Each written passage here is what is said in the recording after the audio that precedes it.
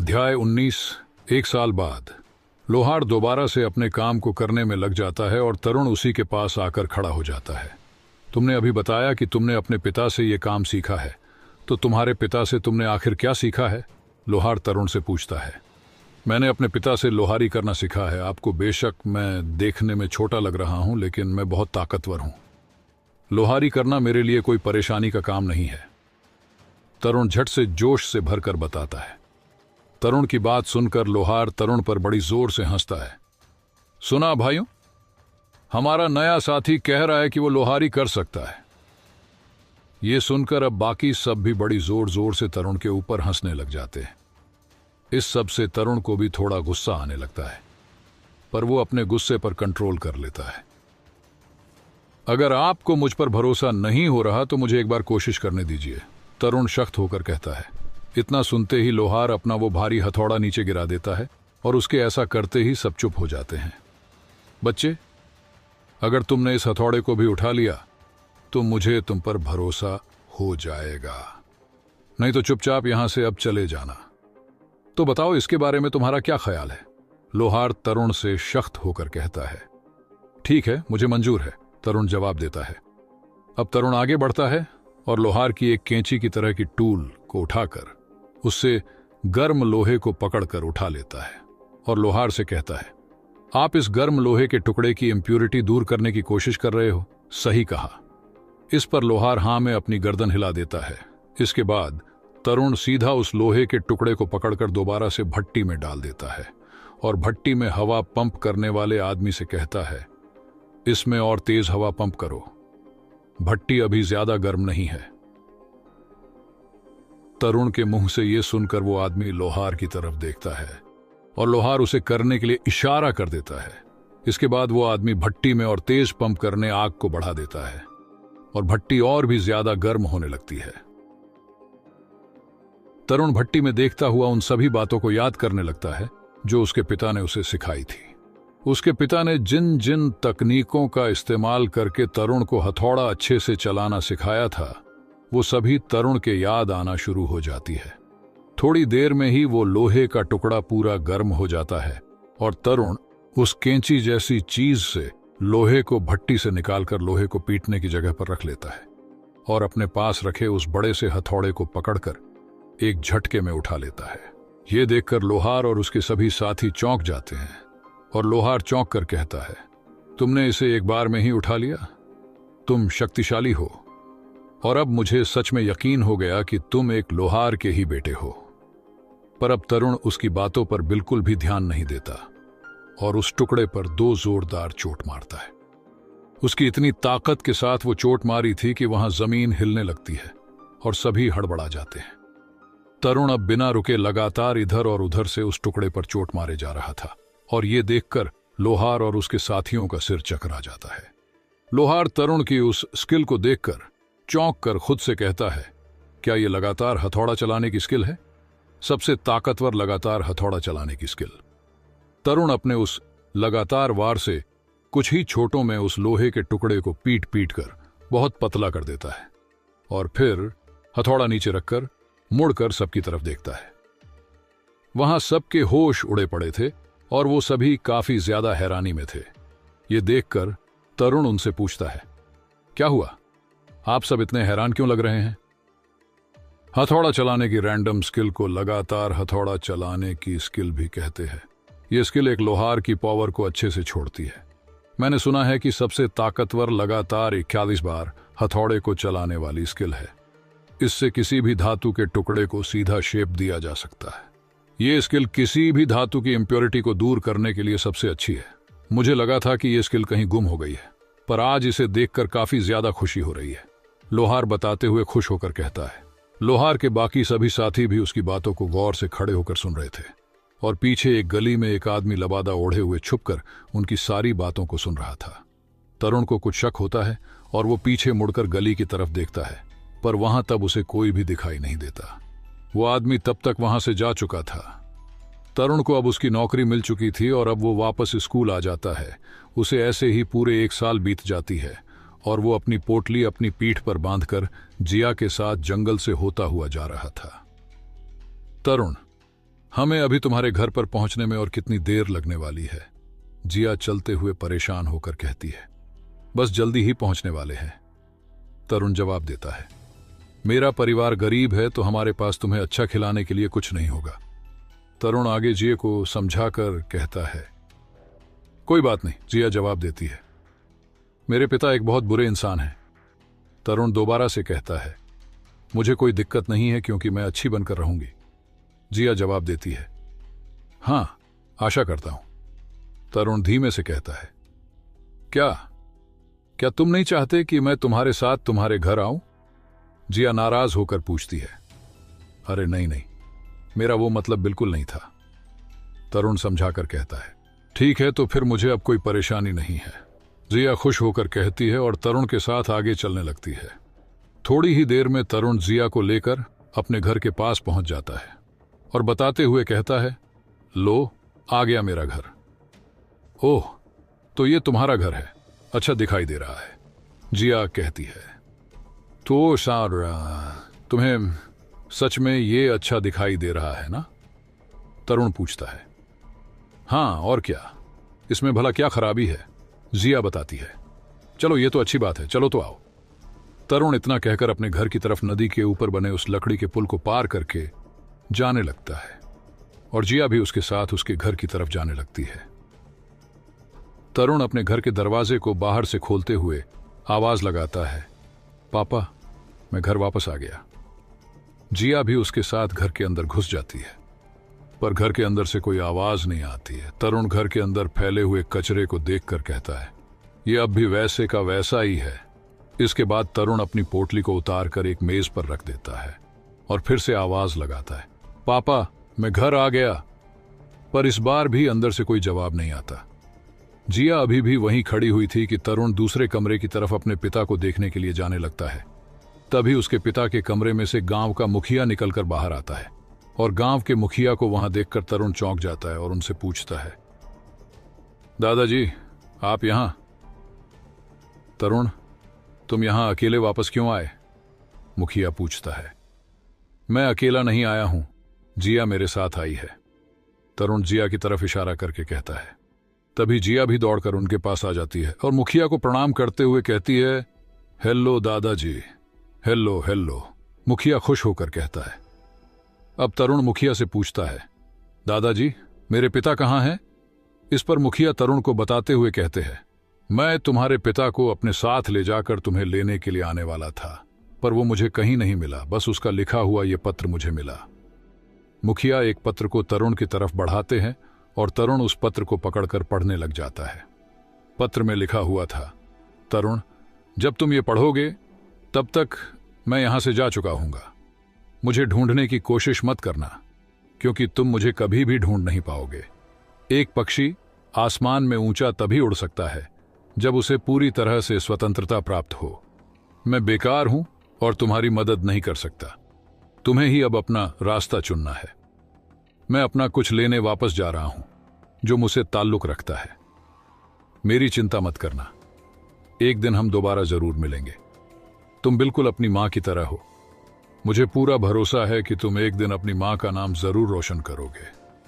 अगर एक दिन तुम्हें कभी लगे कि सोल मास्टर होना एक अच्छा काम नहीं है, तो इसी गांव में वापस आ जाना और ठीक मेरी तरह एक लोहार बन जाना। मुझे याद मत करना। तुम्हारा पिता तेजस।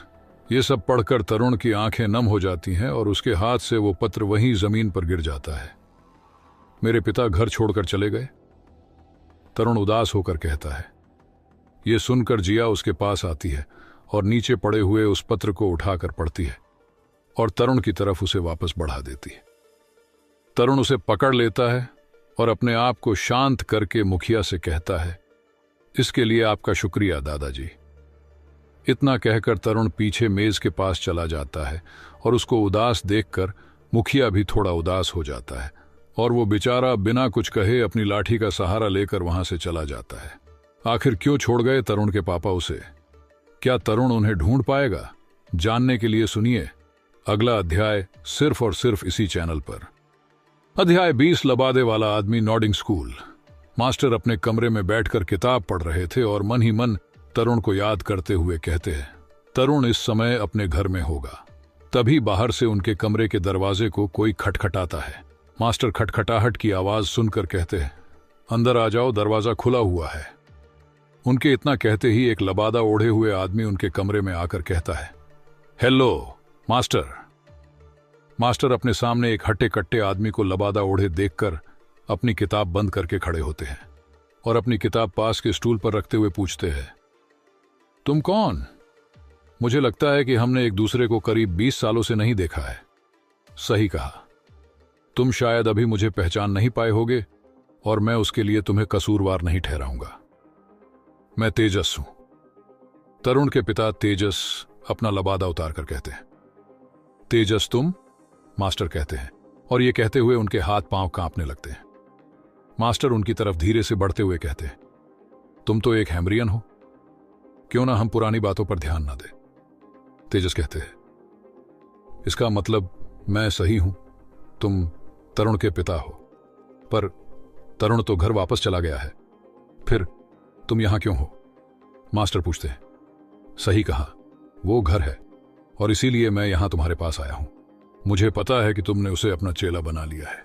मैं तुम्हारे पास पहले ही आना चाहता था, उसके सिवाय मेरी इस दुनिया में चिंता करने वाला कोई नहीं है, पर अब मुझे जाना है और मैं तरुण को तुम्हारे हवाले सौंपना चाहता हूं। तेजस बताते हैं, तुम छोड़कर जा रहे हो? पर कहां? मास्टर चिंता करते हुए पूछते हैं, नहीं, मैं कहीं भी छोड़कर नहीं जा रहा, मैं वापस आऊंगा। अब मेरा एक काम बाकी है जो मुझे पूरा करना है। तेजस समझाकर बताते हैं, कोई भी काम तुम्हारे बेटे से बड़ा कैसे हो सकता है? वो तुम्हारा बेटा है, तुम उसे छोड़कर कैसे जा सकते हो? मास्टर समझाकर कहते हैं, वो तुम्हारा चेला है और तुम उसके गुरु। मुझे पता है कि तुम उसकी परवाह करते हो और उसका ध्यान मुझसे भी अच्छा रखोगे। वो मेरा साथ इतना खुश नहीं रह पाएगा, उसे अपनी पसंद खुद चुननी चाहिए। भले ही यह एक असामान्य रास्ता है, पर मुझे उस पर पूरा भरोसा है। तेजस कहते हैं, मुझे नहीं पता कि तुम्हारे साथ क्या हुआ है, पर मैं यह अच्छे से कह सकता हूं कि तरुण तुमसे अलग होना बर्दाश्त नहीं कर पाएगा। तुम्हें नहीं लगता कि तुम उसे ऐसे छोड़कर उसके साथ बुरा कर रहे हो? मास्टर समझाकर कहते हैं, मेरे साथ रहना उसके लिए बुरे से भी बदतर होगा। बस यही सब मुझे तुम्हें बताना था। तेजस कहते हैं। इतना कहकर तेजस दरवाजे के पास जाकर रुक कर कहते हैं, चाहे कुछ भी क्यों ना हो, एक बात हमेशा याद रखना, वो मेरा बेटा है। इतना कहकर तेजस एक कार्ड निकालकर मास्टर की तरफ फेंक देता है और वहां से चला जाता है। मास्टर उसके फेंके हुए कार्ड को उठाकर देखते हैं और काफी ज्यादा हैरान हो जाते हैं। मास्टर इस समय कमरे में अकेले थे और तेजस वहां से जा चुके थे। अब मास्टर काफी ज्यादा परेशान हो जाते हैं और एक लंबी सांस भरते हैं। तरुण और जिया दोनों घर के बाहर बैठे हुए थे। तरुण अब भी काफी ज्यादा उदास था और वो जिया से कहता है, शुक्रिया जिया। शुक्रिया किस लिए? जिया पूछती है। मेरे साथ यहां आने के लिए तुम्हारा शुक्रिया। तरुण ऐसे ही मुंह लटका कर कहता है। इस पर जिया उसे हल्के से कंधा मारती है और कहती है, अब उदास मत हो, तुम्हारे पिता बस कुछ ही दिनों के लिए बाहर गए हैं। तुम दोनों एक दिन एक दूसरे से जरूर मिलोगे। अब क्योंकि वो चले गए हैं तो तुम अब अच्छे से बड़े होंगे और ताकत भी बनोगे। पर अगर तुम ऐसे ही मुंह बनाकर बैठे रहोगे तो तुम्हें नहीं लगता कि तुम उन्हें भी उदास करोगे? शायद, लेकिन वो मुझे ऐसे छोड़कर कैसे जा सकते हैं? मेरे पिता ही मेरे लिए सब कुछ थे। उनके बिना अब घर ज्यादा दिन घर जैसा नहीं रहेगा। तरुण उदास होकर जवाब देता है, तुम्हारे पिता की जगह पर मैं भी तो तुम्हारी एक दोस्त की तरह तुम्हारे साथ हूं। पर अगर तुम्हें परिवार ही चाहिए तो मैं तुम्हारी बड़ी बहन बन सकती हूं। तो मुझे तुम बहन जिया बुलाओ। जिया कहती है। इस पर तरुण कुछ जवाब नहीं देता और जिया ये देखकर कहती है, हर कोई मुझे सिस्टर जिया बुलाता है, सिर्फ तुम्हें छोड़कर। इस पर तरुण खड़ा होता है और कहता है, मुझे लगता है कि तुम मुझसे कुछ महीने छोटी हो, तो अगर तुम चाहो तो मैं तुम्हें छोटी बहन बुला सकता हूं। सपने देखो, जिया तरुण को मारने के लिए हाथ आगे बढ़ाते हुए कहती है, पर तरुण एकदम से उसका हाथ पकड़ लेता है। इस पर जिया मुंह फुलाकर पीछे मुंह करके खड़ी हो जाती है। ये देखकर तरुण उसके सामने आकर कहता है, जिया, मेरे साथ पहाड़ों पर चलो, मैं तुम्हें कुछ दिखाना चाहता हूं। इतना कहकर तरुण अपना हाथ आगे जिया की तरफ बढ़ा देता है और जिया तरुण का हाथ पकड़ के कहती है, ठीक है, चलो। अब दोनों वहां से भागकर पहाड़ों की तरफ जाने लगते हैं। पहाड़ के ऊपर वहां बहुत सारे तरह तरह के फूल खिले हुए थे। जिया तरुण के साथ वहां आ जाती है और वो ये सब देखकर काफी ज्यादा खुश हो जाती है। जिया को इतना खुश देखकर तरुण भी खुश हो जाता है और उसे बताता है, जिया, मैं यहां मार्शल आर्ट की प्रैक्टिस किया करता था। मैं तुमसे एक सवाल पूछना चाहता हूं। मुझे आशा है कि तुम सीरियस होकर जवाब दोगी। तुम्हें पता है, अब तुम स्कूल के उन बूढ़े आदमियों की तरह लग रहे हो। जिया तरुण पर हंसकर कहती है। तरुण बिल्कुल सीरियस था और वो सख्त होकर जिया से पूछता है, क्या तुम मेरी एक अच्छी दोस्त बनोगी? मुझे लगता है कि अभी भी हम परिवार बन सकते हैं। जिया इतना कहकर चुपचाप खड़ी हो जाती है।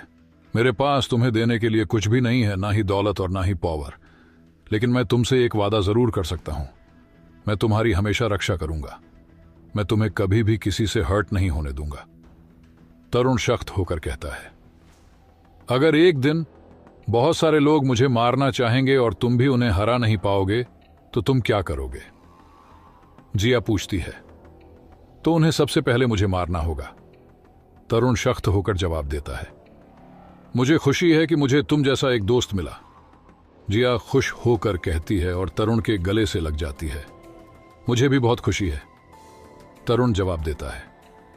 शाम होने लगती है और जिया और तरुण दोनों वही उन फूलों के बीच में लेटे रहते हैं और अब जिया उन फूलों के बीच उठकर खेलने लगती है और इधर उधर दौड़ने लगती है। तरुण उसे ऐसे खेलता देखकर उसके साथ दौड़ने लगता है और अपने हाथ से वो सीक्रेट हथियार उतारकर जिया को देते हुए कहता है, जिया, मेरे पास तुम्हारे लिए कुछ है। जिया एकदम से पीछे तरुण की तरफ मुड़कर देखती है और तरुण के हाथ में कुछ देखकर उसकी तरफ आते हुए पूछती है, यह क्या है? जिया तरुण के हाथ से वो गुप्त हथियार लेकर देखने लग जाती है और तभी तरुण उसके हाथ से वो हथियार लेकर उसकी कलाई पर पहनाते हुए बताता है, ये गुप्त तीर है और मैं इन्हें बिना आवाज करने वाला गुप्त हथियार बुलाता हूं। जब तुम इसका ट्रिगर खींचोगी तो इसमें से एक छोटा सा तीर तेजी से निकलेगा और वो पूरा तुम्हारे कंट्रोल में होगा। इसमें से बड़ी धीमी आवाज आएगी और वो किसी को भी महसूस तक नहीं होगी। तो जब हम लड़े तब मैंने तुम्हें कभी इसे इस्तेमाल करते हुए क्यों नहीं देखा? जिया पूछती है। पागल लड़की, मैं इतना खतरनाक हथियार तुम्हारे ऊपर चला भी कैसे सकता था? तरुण समझाकर बताता है। तो फिर तो इसके लिए तुम्हारा शुक्रिया, जिया कहती है और अपनी कलाई पर पहने हुए उस हथियार को तरुण की तरफ कर देती है। तरुण इससे बुरी तरह घबरा जाता है और हथियार का अपनी तरफ मुंह होने से पहले ही पकड़ लेता है। शुक्र है बच गया, वरना अगर ये चल जाता तो मेरा काम तो आज ही खत्म था। तरुण अपनी छाती पर हाथ रखकर कहता है। तरुण अब आगे जिया से कहता है, देखो उधर एक मच्छर उड़ रहा है। तरुण के कहते ही जिया भी उस तरफ देखती है और एक बड़ा सा मच्छर उनसे थोड़ी दूरी पर फूलों के ऊपर मंडरा रहा था। तरुण आगे कहता है, मैं इसे बिना मेरे इसके लेफ्ट पंख को काट सकता हूं। अच्छा, क्या तुम्हें मजाक करने के लिए मैं ही मिली थी? जिया कहती है। इतना सुनते ही तरुण अपनी पर्पल आंखों का इस्तेमाल करता है और अपने हाथ से एक बहुत ही छोटी सी सुई जैसे हथियार को मच्छर की तरफ फेंक कर मारता है। वो हथियार सीधा मच्छर के पंख में लगकर उस मच्छर को अपने साथ लेकर पास के पेड़ पर जाकर गड़ जाता है। तरुण उस छोटे से हथियार को पेड़ से निकालता है और उसके साथ वो मच्छर भी निकलकर आ जाता है। ये एक सीक्रेट हथियार है और मेरे पापा भी इसके बारे में नहीं जानते। मैं तुम्हें बताना चाहता हूं कि मेरे पास तुम्हें प्रोटेक्ट करने के लिए पूरी एबिलिटी है। तरुण सख्त होकर बताता है। ये मजेदार है, क्या तुम मुझे भी सिखा सकते हो? जिया पूछती है। नहीं, तरुण साफ मना कर देता है और वहां से जाने लगता है। जिया उसके पीछे भागते हुए उसे मनाते हुए कहती है, तरुण प्लीज मुझे भी सिखा दो ना। अगर तुम्हें सिखा दिया तो इसका अंजाम कई बेचारों को भुगतना पड़ेगा। अभी तुम बस कलाई वाले तीर को चलाना सीखो। ये भी एक तरह का गुप्त हथियार ही है। तरुण जिया को समझता है और इतना कहकर उससे थोड़ा आगे जाकर खड़ा हो जाता है। जिया अपनी कलाई पर बंधे उस हथियार को देखने लगती है और तरुण ऊपर आसमान में चांद को देखने लगता है। और अब वो दोनों वहीं बैठकर ऊपर आसमान में निकले चांद को देखने लगते हैं। क्या तरुण और जिया में नजदीकियां बढ़ेगी या फिर कोई और विलन आ जाएगा? जानने के लिए सुनिए अगला अध्याय सिर्फ मेरे चैनल पर।